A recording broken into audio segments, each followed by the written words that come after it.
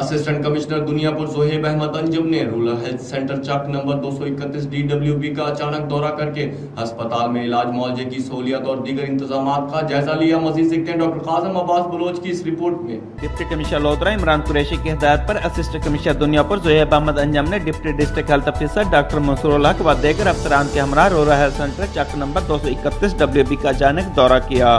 Assistant commissioner Zohaib Ahmed Anjum نے ہسپتال عملے کی حاضری کو چیک کیا اور مختلف شعبہ جات کا وزٹ کر کے صفائی ستھرائی و دیگر انتظامات کا جائزہ لیا. اسسٹنٹ کمشنر زہیب احمد انجم نے وارڈ کلینر اور 4 نرس کو غیر حاضر پایا. صفائی ستھرائی سمیت علاج معالجے کے بھی ناقص انتظامات پائے گئے، جس پر اسسٹنٹ کمشنر زہیب احمد انجم نے رورل ہیلتھ سینٹر کے senior medical officer doctor Umair Ansari اور دیگر ہسپتال عملے کی سرزنش کرتے ہوئے ڈیوٹی کے دوران حاضر رہنے اور صفائی ستھرائی و دیگر انتظامات کو بہتر کرنے کی سختی سے ہدایت کی. اسسٹنٹ کمشنر زہیب احمد انجم نے مریض اور ان کے لاحقین سے عملے کے رویے اور علاج معالجے کی سہولیات کے بارے میں بھی دریافت کیا.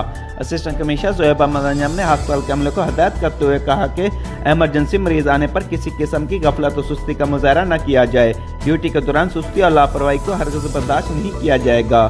مریضوں کا نہایت خدمہ پیشانی سے علاج کیا جائے، صفائی ستھرائی کو اولین ترجیح دی جائے اور مریضوں میں ادویات کی فراہمی کو بھی یقینی بنایا جائے. کیمرہ ٹیم کے ساتھ doctor Qasim Abbas Baloch, bureau chief راز نیوز.